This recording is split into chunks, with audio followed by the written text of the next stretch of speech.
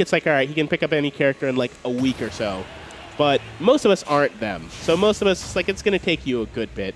And instead, we're going to see a Palutena here, which is neither of the characters we've been talking about. So whatever.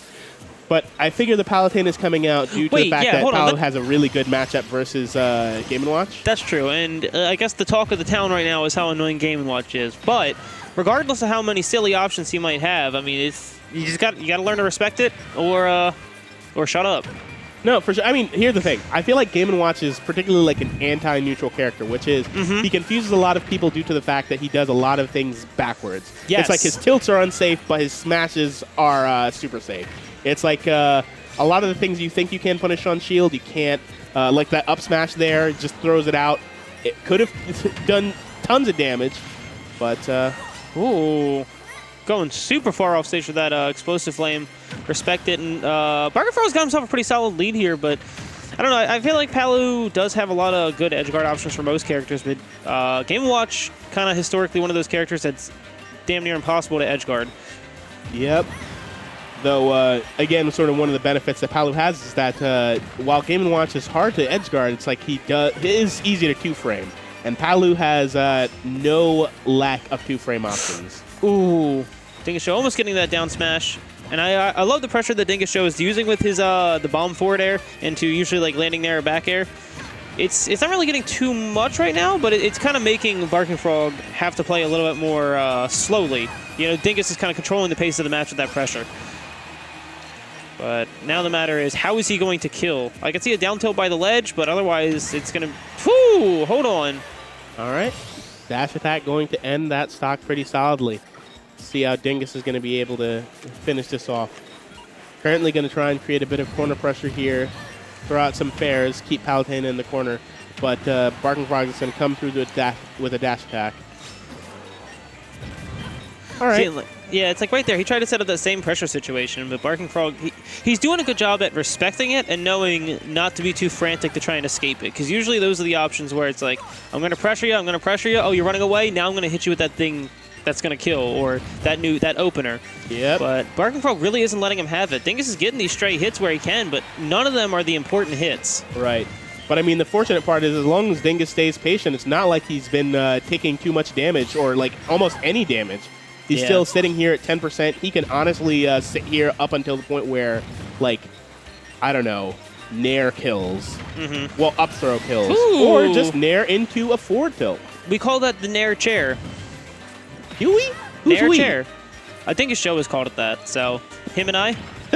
Just the two of you. Probably other people. I guess. All right, chat. Spam your poggers if you call it nair chair, whatever. I don't know. Is that a chat term? I don't know. I just found out poggers was a word like a week ago. I thought it was like those little things you play with in your... Whatever. So, show my age. All right. Ooh. Okay, thus far, Barking Frog still with a % lead advantage, trying to stack up a good bit more. Excellent dash attack there, managing to get Dingus right back off stage. Putting on pressure with these aerials in the corner. Dingus has to respect it. He's going to see how he's going to get past. It's kind of funny. I feel like Game & Watch is one of those characters, one of those dash attacks you have to respect because of the hard hat. You know, I'm pretty sure it has a little bit of armor or there's like a disjoint to it. It's so weird. Yeah, but Palutena kind of has something similar in her like landing RAR back air, and Barking Frog's been challenging that a lot. Like, okay, you're going to approach. Well, doesn't really matter how you approach. As long as I land with this back air, your approach means nothing to me. Yep, and that's one of the biggest issues in this particular matchup for Game & Watch. It's like those invincible moves, that back air and that dash attack to a lesser degree can honestly just stuff out a lot of the things that he does. On top of that, the fact that side B can't be absorbed means that it's solid in pressure situations. Right now we are seeing almost a % lap here. Barking Frog, or Dingus is really going to do something to get this stock off if he wants to make anything out of this game. But 86%, he is that paperweight that's about to die. No grab combos. And Barking Frog's going to reset that situation pretty easily. Yep. Barking Frog honestly playing really, really patiently. Tries to go for the 2-frame there with the up smash, but going to throw it out a little bit too early. Yeah, and I feel like he's in a position where he can start playing a little bit less safe, like he has been. Yep. It's like, all right, I don't have to do all this. Let me save some of my mental energy, throw out a couple of big boy attacks, and hopefully that's the game. But don't sleep. All right, going to get back on stage. Goes regular get up into immediate dash attack. All right, Nair trying to put on some damage here. Uh-oh. Not going to catch the spot dodge, but going to catch the rolling with Chef. Ooh, that could have been it, but misses the sweet spot that he needs there. And still, though, 79%. Dingus has done a fantastic job bringing this all the way back. Yeah, no, he can absolutely do a lot here. Manages to quickly reverse the situation. Going to drop the fair. Oh. Oh! So he can! He can, but...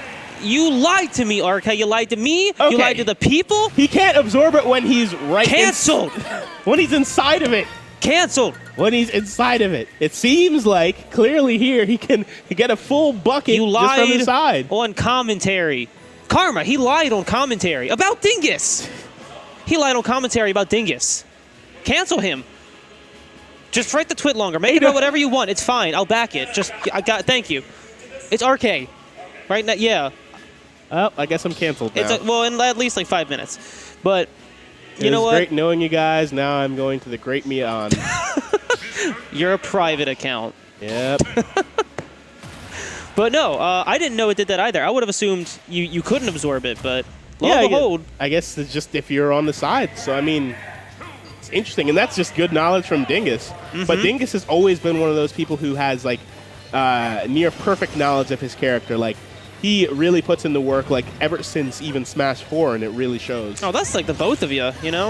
I feel like I don't think about Game & Watch or Kirby without thinking of Dingus Show or RK. That is facts.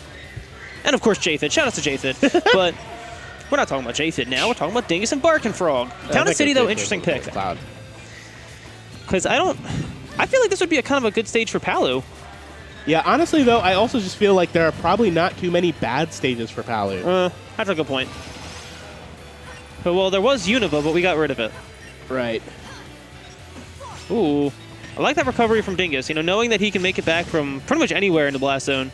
He's choosing to go, like, super far out there to avoid any kind of off-stage pressure. And now he's got the stage control, but trying to poke open something with that dash attack and not really getting any headway with it. But as long as he's not letting Barking Frog take center stage, I guess he still kind of has control over it right now. All right, that fair is going to drop right behind that up smash. Dingus going to start trying to throw out these up smashes, and I mean, it's pretty safe. It's like throwing out a tilt. All right, putting on some pressure. Barking Frog trying to land. Ooh, no. That was a little greedy, Dingus. It was. Honestly, though, I feel like it makes sense in a matchup like this where it's like, all right, you really don't want them to reset back to neutral. It's like, all right, this is the move. I would feel the opposite. I'd feel like them resetting neutral is... I'm sorry. Allowing them to reset neutral could be so much more detrimental than me allowing them to keep their stock and disadvantage. Yeah, that's true. So I guess it's a philosophy thing. Debate that amongst yourselves, viewers, but Dingus Joe has found a way to make the stock happen, so I guess whatever his philosophy is the correct one. All right, both of them trying to find some sort of way in neutral. Dingus going to accidentally reverse that Chef, which is going to get him punished, but not too much. Ooh. Forward air, keep him off stage. How's he getting back, though? That's sneaky. Roll up B. Yeah. You know, I mean, a lot of situations that seem typically disadvantaged can quickly be reversed by Game & Watch's super quick frame 3 up B. So, honestly, you'll see it a lot in situations like that. All right. Manages to get back on stage, trying to keep pressure on Barking Frog from the sides. I will say, I feel like Game & Watch does have a really easy job controlling a platform like this. So I would think Kalos and Talon are pretty good choices for him. I don't know if Barking Frog banned Kalos or if Dingus prefers Talon, but I mean, just the way that Dingus can sit out there with like the back air, the forward airs, the bacon, it's like you don't even really want to go to that platform. Yep, absolutely. All right, just gonna do a double roll back on stage while Barking Frog was committed to trying to get those down tilts.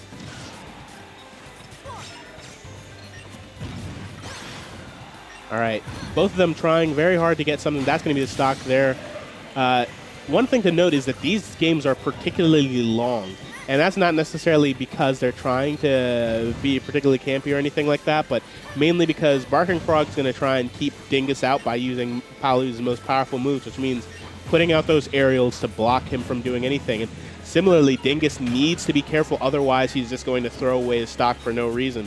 So it ends up causing a significantly more patient matchup. Mm-hmm. And it's one of those situations where one of the characters just naturally forces you to engage, right? Yep. Like, Game & Watch can't force you to approach, but Palu kind of forces Game & Watch to attempt to, and that is truly the definition of a disadvantaged matchup. But absolutely. Oh goodness, 57%. Yeah, but Dingus is fully capable of bringing this back. He's able to find his way back down into neutral, but... All right, but like he could still bring it back, technically. Oh, that was almost it. Hold on. Yeah, I feel like we're gonna have to see one of those classic Dingus Joe, I killed you at 0 with a 9 stocks if he's gonna bring this back. But you know what? Watch him prove me wrong. 110%, this man is gonna die to like the slightest flick. All right, goes for the up smash and manages to get it. That was very smart there, especially because, you know, oh. How did Dingus avoid that grab? I have no idea. You saw that, right? I did not. So it's like, it looked